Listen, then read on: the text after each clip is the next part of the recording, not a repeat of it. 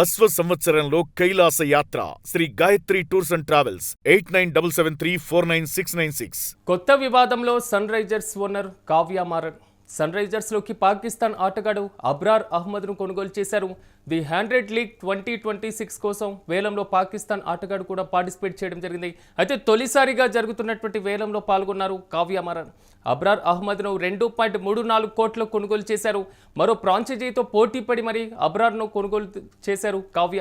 అయితే భారత క్రికెట్ అభిమానుల పాలిట విలన్గా మారినటువంటి పరిస్థితి కనబడుతుంది అంటూ కూడా కామెంట్స్ వస్తున్నాయి.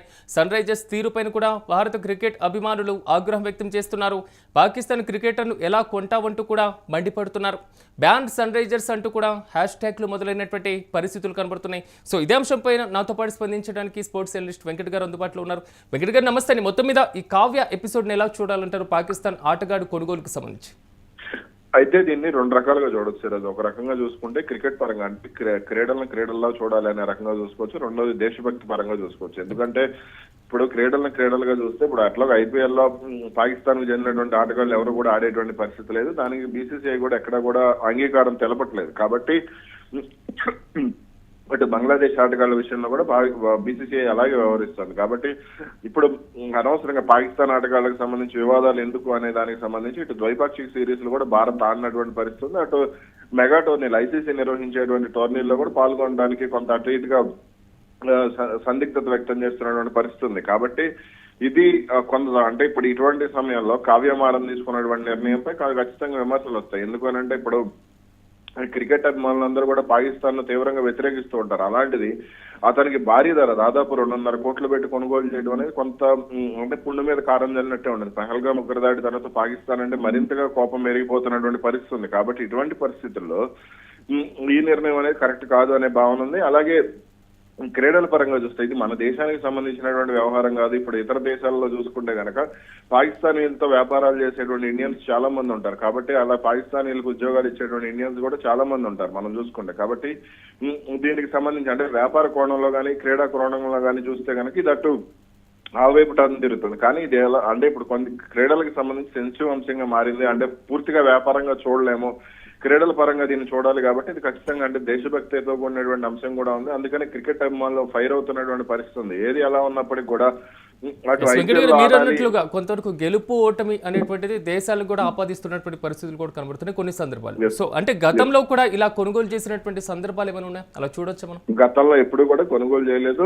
మన పాకిస్తాన్ ఆటగాళ్ళు కానీ ఇప్పుడు జింబాబ్వే ఆటగాళ్ల విషయంలో కూడా భారత్ అలాగే ఉంది. ముందు నుంచి కూడా పాకిస్తాన్ ఆటగాళ్ల విషయంలో మనం ఏదో ఒక IPL సీజన్ కి ఎప్పుడో కొనుగోలు చేశారు. ఆ తర్వాత మళ్ళీ విభేదాలు రావడం ఇదంతా కూడా 2008లో అనుకుంటా జరిగింది తొలి IPL సీజన్ లో. ఆ తర్వాత నుంచి కూడా ముంబై ఉగ్రదాడులు జరగడం, ఆ తర్వాత నుంచి కూడా ఎవరిని కూడా కొనుగోలు చేసినటువంటి పరిస్థితి లేదు. కాబట్టి ఇటువంటి పరిస్థితుల్లో ఈ నిర్ణయం అనేది కరెక్ట్ కాదు అనేది ఉంది. ఎందుకంటే ఇప్పుడు చాలా మంది ఆటగాళ్ళు ఇప్పుడు భారత ఆటగాళ్ళు కానీ విదేశీ ఆటగాళ్ళు కానీ చాలా మంది ఎదురు చూస్తున్నారు.